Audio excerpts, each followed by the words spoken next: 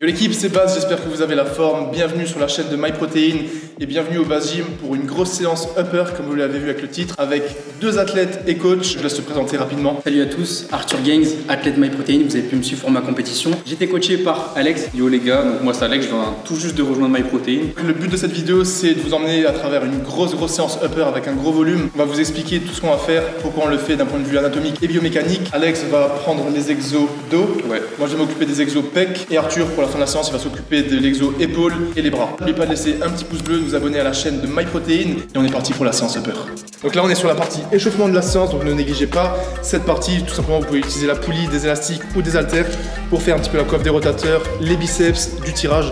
Là le but c'est juste d'emmener du sang dans les articulations, dans les tendons pour préparer également le corps et les muscles à la séance qui nous attend. Du coup on est sur le premier exo de la partie pull, donc consacré au tirage et donc au dos. On va partir sur du pullover à poulie haute avec une corde un peu particulière, vous allez voir. Niveau ergonomie c'est vraiment mais royal. Les poignets sont moulés en fait tout simplement avec la forme de votre main. Donc ça va être super bien niveau sensation, niveau prise en main, donc gain de force, etc. Ça sera vraiment bénéfique. Et donc on va partir sur ça. Donc ça va être un exo qui va nous servir d'échauffement pour un peu continuer ce qu'on a commencé à faire avec la coiffe des rotateurs, etc. Du sang dans les dorsaux et après on va pouvoir attaquer à 100% du coup la séance et la partie dos. Petit tips pour le pullover, évitez de venir trop creuser votre dos, sinon ça va désengager les dorsaux au niveau de la cage thoracique. Restez le dos plus ou moins droit, voire même un petit peu de rond et emmenez bien vos coudes vers vos hanches, vers votre poche limite, sans venir tirer les coudes trop en arrière, sinon ça aussi ça va désengager les dorsaux. Donc vous restez tout simplement dos neutre, comme on est en train de le faire ici. Et vous pouvez laisser partir vers devant pour venir donc étirer le grand dorsal. Comme on est sur un exo d'isolation, on va jouer sur des plages de répétition qui vont être un peu plus élevées que par exemple un gros exo polyarticulaire genre un rowing ou autre. Ça va nous permettre de vraiment forcer l'afflux sanguin. En plus, pour cet exo, on va faire une série qui va être considérée comme un top set, donc une série lourde avec un effort vraiment max. Et on va faire deux back-off avec donc plus de répétitions. On en garde légèrement sous le pied en termes d'intensité, puisqu'il y aura plus de répétitions puis on peut plus cramer pour la suite. En fourchette de répétition, sur le top 7, on sera entre 6 et 10 à peu près. Et sur les deux back-off, on va être entre 10 et 15, voire un peu plus si on arrive à aller chercher un peu plus de reps. On voit que le mec ça fait des compètes quoi. Des gros bras, des gros pecs, des gros mollets, tout est fort. Il est trop fort Arthur. Mec t'en fais 30 ou quoi? Je sens bien mes lats là. C'était un multiple gros. C'est parce qu'il y a des gros longueurs tu vois. Comme le but de cette vidéo c'est aussi de vous donner des petits conseils au niveau anatomique, biomécanique. N'oubliez pas que le grand dorsal il va faire l'action d'extension de l'humérus et une rotation interne en plus d'une adduction. C'est pour ça que sur le pullover, comme on a un mouvement d'extension, on ramène le coude vers nous, on va vraiment venir travailler le grand dorsal. Et c'est pour ça également qu'il ne faut pas venir dépasser le coude derrière notre corps, parce que là, d'un point de vue biomécanique, le grand dorsal ne sera plus engagé.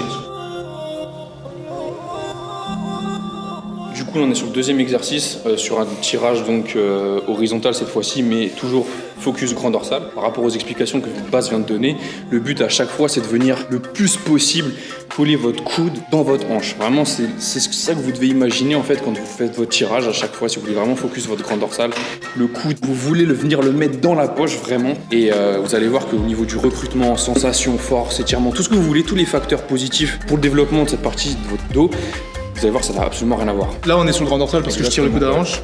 Et si je veux plutôt les trapèzes, donc le haut du dos? Bah tu vas venir juste remonter ton coude en fait. Là t'es vraiment focus grand dorsal et ça se voit au niveau de la trajectoire du coude. Il n'y a vraiment pas besoin de mettre de mots sur ça. Juste après quand tu auras fini tu pourras montrer avec le coude un peu plus haut. Là on voit tout de suite la tension, elle est complètement dispatchée sur le haut du dos, donc arrière d'épaule, trapèze, sup et moyen. Là vraiment ce qu'on veut c'est le grand dorsal, donc le coude vraiment plus bas. En fait ce qu'il faut à chaque fois, comme tu l'as bien expliqué au début, quand on veut vraiment travailler le grand dorsal, il faut vraiment la colonne vertébrale dans une position neutre en fait, pas d'hyperextension, pas super cambré, ni non plus trop arrondi, vraiment le plus neutre possible. Et là vraiment on sera sur le recrutement parfait pour le grand dorsal du coup. Dernier tip, ce qui peut être super important, je vois souvent un problème de position au niveau des jambes en fait, sur les tirages pour le dos. Surtout quand on fait de l'unilatéral, c'est super important. Bon là la charge n'est pas super élevée, je peux me permettre. Mettre la tension sur la jambe du côté duquel vous tirez. Comme ça vous permet vraiment d'avoir un appui ancré dans le sol et vraiment d'engager votre gainage vraiment du pied jusqu'en haut du buste. Et ça vraiment, c'est ce qui va faire la diff sur beaucoup de mouvements que vous allez faire.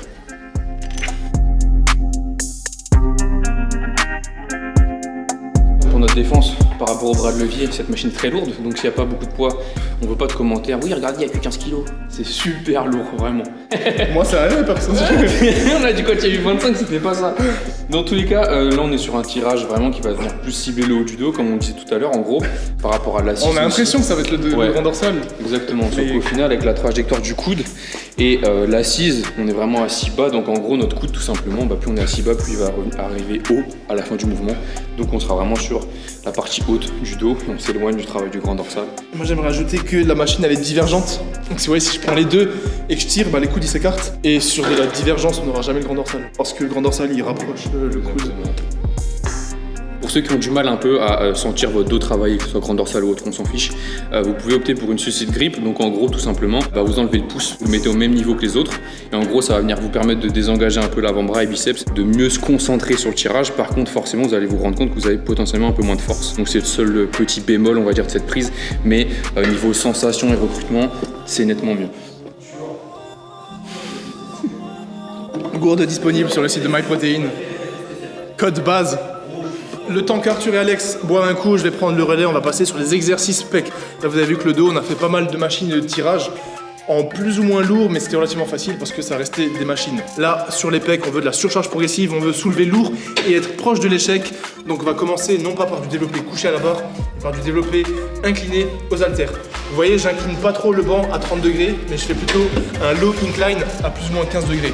Comme ça, on va être proche du développé couché, donc on sera fort, mais on aura quand même un petit peu d'incliné pour venir travailler le fameux faisceau claviculaire des pecs, donc le haut de pec. Là, le but, ça va être de faire 6 répétitions par série, et ça, vous pouvez faire comme nous. On va commencer à un poids plus ou moins léger, et on va monter de 5 kg en 5 kg, en fonction des haltères que vous avez disponibles, jusqu'à ce que vous fassiez l'échec sur 6 reps. Donc, admettons, là, je fais 6 x 20, 6 x 30, 6 x 40. Si à 50 kg, je fais juste 5 reps, c'est terminé, donc vous faites vraiment montée progressive en 6 répétitions jusqu'à l'échec des 6 reps. Là, l'objectif, c'est que Arthur fasse 6 x 60 kg.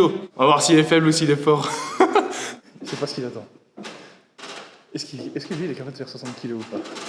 Est-ce que lui, il est capable de faire 60 kg ou pas? Oui. On va voir s'il va chercher des excuses ou pas. Et on attend l'autre, là. Je pense que oui. Ah, le dos, ça fait le veau quand il y a des machines, mais quand c'est du vrai poids, il est là. Le boss. C'est ce qui t'attend, mec? Il y a quoi? Eux, ils savent. Ah ouais? À la caméra. J'aimerais préciser un truc au niveau de l'exécution.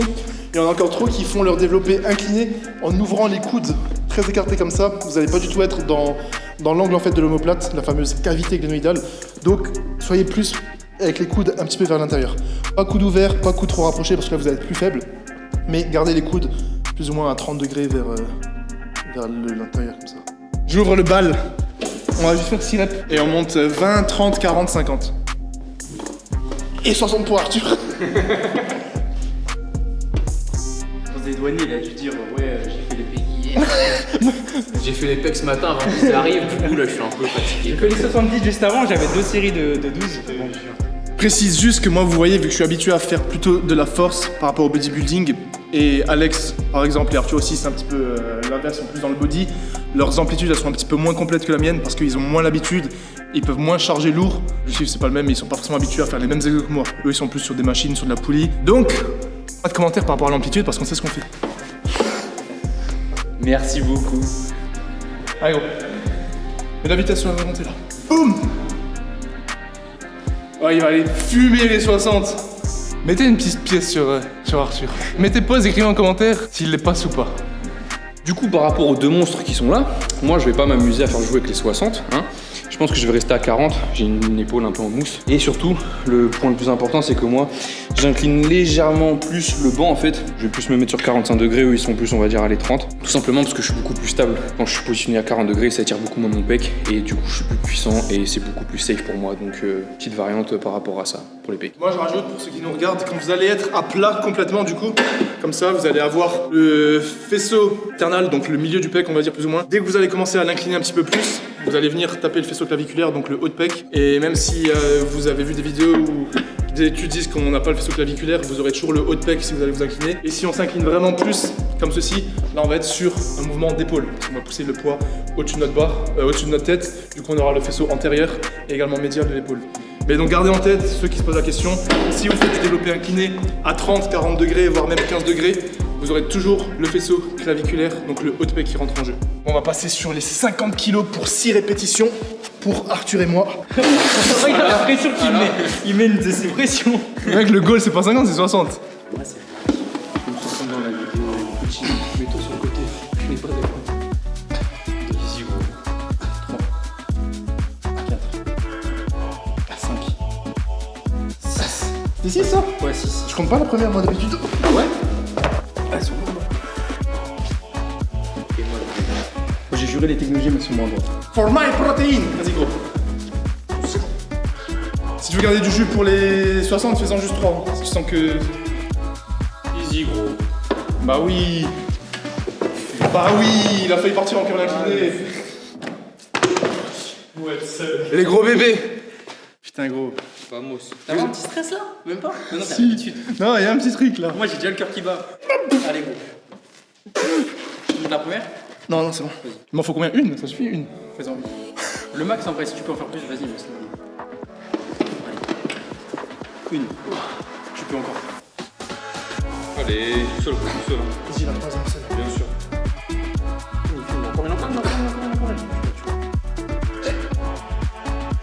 J'aurais pu après. Ouais, bah oui, du coup.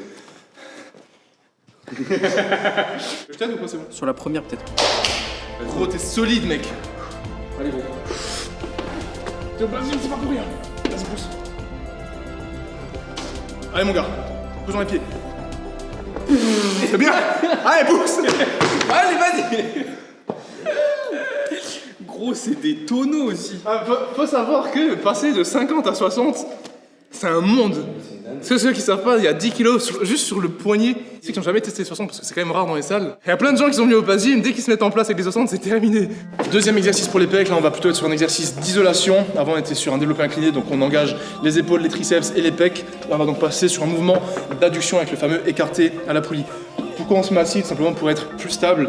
Et quand vous avez plus de stabilité, vous allez mieux recruter donc le muscle en question. Vous voyez que j'ai également des grosses poignées qui ont une forme assez spéciale. Ça permet, comme le disait Alex avant, d'avoir une meilleure ergonomie au niveau de la main. Parce que comme la poignée elle est grosse, vous n'êtes pas obligé de serrer et de compenser avec vos avant-bras. Donc là le but, comme on est sur l'isolation, on va faire des séries entre 12 et 15 répétitions, quasiment à l'échec, en ayant un gros focus sur la contraction et sur l'étirement.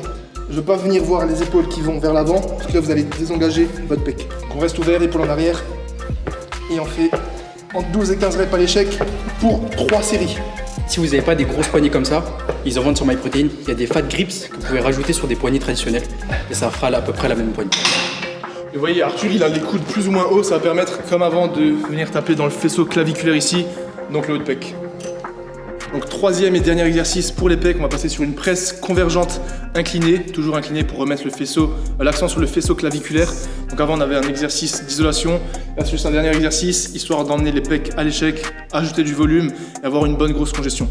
Donc l'avantage de cette presse, comme elle est convergente, c'est-à-dire que lorsque vous allez pousser vers le haut, vous allez avoir une adduction au niveau de votre humérus, donc vous allez avoir une meilleure courbe de résistance. Parce que si on pousse tout droit et qu'on est à plat, on n'aura plus de tension lorsqu'on est en haut. Là, comme la presse elle est convergente, on aura la tension du début jusqu'à la fin. Là, on va faire un cluster set. Qu'est-ce que c'est un cluster set? On va faire une seule série qui va être divisée en 3 séries en gros. Donc là, je vais commencer, après ce sera le tour d'Arthur. On va faire pour la première série 10 répétitions à fond, on va être proche de l'échec.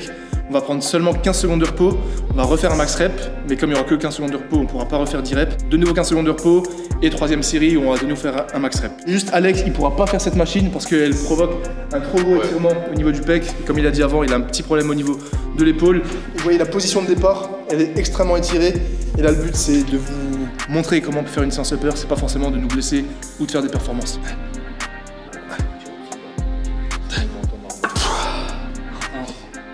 Oh putain, ça va être dur. 4. L'avantage d'un cluster comme ça, c'est que ça apporte de l'intensification au niveau de votre séance et on gagne du temps. Vas-y, encore 2, 8. Ah, j'ai plus rien, mec. Allez, 9. Il n'y a plus rien, gros. Ah, ça brûle. Moi, ce que tu peux faire après, c'est comment, et ce qui reste vieux, quand vous allez à l'échec, quand vous êtes sur des machines, quand il n'y a pas de risque de blessure, vous pouvez faire des reps complètes. Dès que vous êtes à l'échec, max demi-rep, Dès que vous avez plus, max des quarts de rep. Cette séance, elle est très longue parce qu'on aimerait vous filmer tous les groupes musculaires, sauf les jambes, bien évidemment, c'est une séance upper. Mais si vous reproduisez ça, même l'avis du coach, c'est enlever un exodo et un exopec. Parce que vous n'allez pas faire 3 exodos, 3 exopecs, plus bras, plus épaules. Faites 2 dos, 2 pecs, bras et épaules en isolation, mais faites pas 3, 3, plus encore bras, épaules. Pour terminer cette séance, on va passer sur les biceps et les triceps, les exercices favoris de Arthur. Mais il est fatigué, du coup, il a la flemme de parler. Pour le premier exercice biceps, on va faire du curl en supination avec les mêmes poignées qu'avant, à la poulie d'angle. Donc là, qu'est-ce qu'on va travailler? On va travailler la longue portion du biceps, parce que comme on a notre épaule en extension en arrière, le fait de faire le curl avec les bras en arrière, ça nous étire la longue portion. Donc on aura un plus gros focus sur la longue portion. Si on a les bras vers devant, on aura plutôt la courte portion, bras derrière, longue portion. Là, on va faire 3 séries à l'échec, entre 15 et 20 répétitions, comme on est sur de l'isolation. Ça fait tellement mal. Gros, les poignets, avant-bras, tout, c'est autre chose.